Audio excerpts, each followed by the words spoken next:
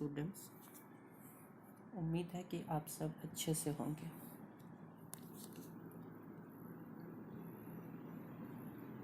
मेरे पिछले वीडियो में मैंने एक्सप्लेन किया था electric potential due to a charged spherical cell,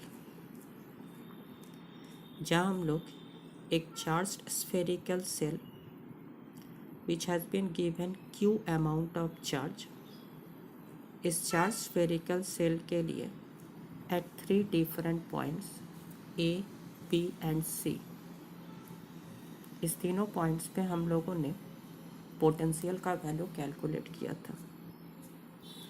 now this is an alternate treatment of the same topic.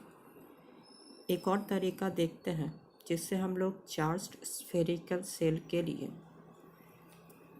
Eight a point outside the shell, at a point on the shell and at a point interior to the shell electric potential को कैसे calculate कर सकते हैं। Derivation को करने के लिए सबसे पहले याद करते हैं गॉस थ्योरम। गॉस थ्योरम में हम लोगों ने डिराइव किया था electric field at a point A outside the shell is given by, अगर हम एक चार्ज स्फेरिकल सेल जिसका चार्ज Q है, इसके सेंटर से एट ए डिस्टेंस R को एक पॉइंट लोकेट करते हैं, दैट इज पॉइंट A। इस पॉइंट पर इलेक्ट्रिक फील्ड का वैल्यू गॉसेस थ्योरम से हमें मिला था EA equals to KQ/R²। Now see, this field is similar to the field produced by a point charge at a distance R. If I consider I have a point charge Q, then at a distance R at any point A, this electric field can also be given as KQ/R². So it seems as if the entire charge given to the sphere is located at its center.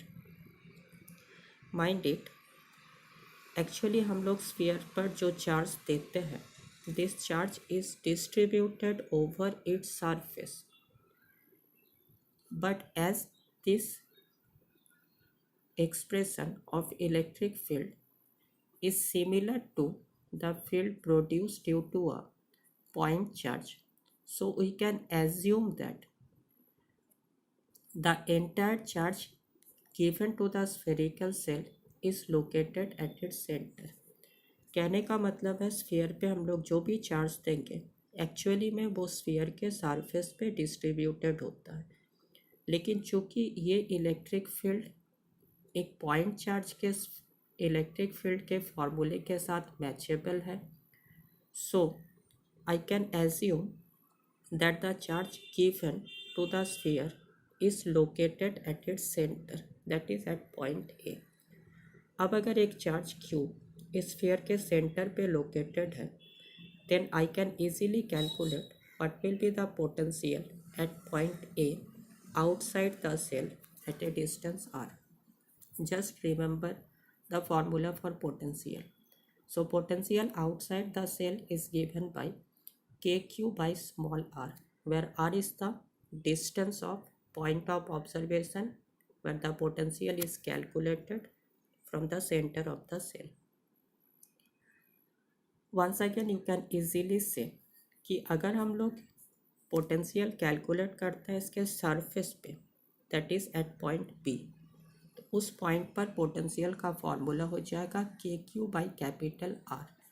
चूँकि अब ये distance small r के जगह पर capital R हो चुका है, that is the radius of the spherical cell. So potential at a point on the surface of the cell is given by KQ/R, where Q is the charge given to the sphere and R be the radius of the spherical cell. Again from this discussion we can say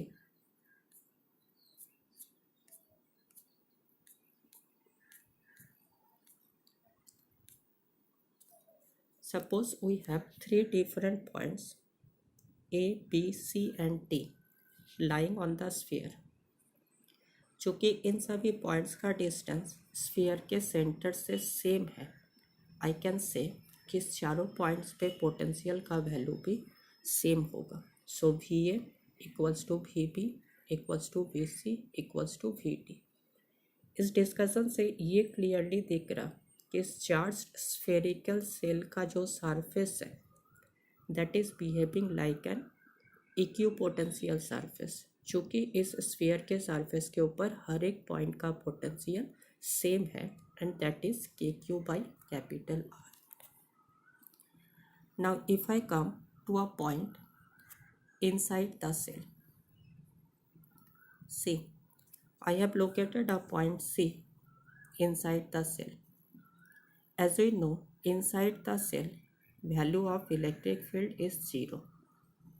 Again, electric field is written as minus dV dr, that is equals to 0. That means V equals to constant. चूँकि constant का first derivative हमेशा 0 होता है. It means इस sphere के centre के अंदर, इस स्फीयर के सरफेस के अंदर, इसके इंटीरियर सेक्शन में कहीं पर भी हम एक पॉइंट को क्यों ना लोकेट करें, उन सभी पॉइंट्स पर पोटेंशियल का वैल्यू कांस्टेंट होगा. Now the question is, sphere के अंदर हर पॉइंट पर पोटेंशियल कांस्टेंट तो है, लेकिन उस पोटेंशियल का वैल्यू कितना होगा. तो सी, here I have taken 3 points A, B and C located on the sphere and 2 more points E and D lying interior to the spherical cell. Surface पे पोटेंशियल का वैल्यू होता है k Q by capital R. Exactly यही potential spherical के cell के अंदर किसी points पे भी होने वाला है. Means V A, V B, V C, V D and V E, इन सभी पॉइंट्स का पोटेंशियल सेम होगा and that will be k Q by capital R. So I can say the entire spherical surface is behaving like an equipotential surface. From this discussion, we will come to our next topic, but before that we have made clear the concept of equipotential surface, that is a surface at which potential is same at every point. As you have seen in this discussion कि spherical shell के surface के ऊपर कोई भी point या इसके interior किसी भी पॉइंट का पोटेंशियल सेम होगा and that is given by k q by capital R. So surface of a charged spherical cell can be considered as an equipotential surface.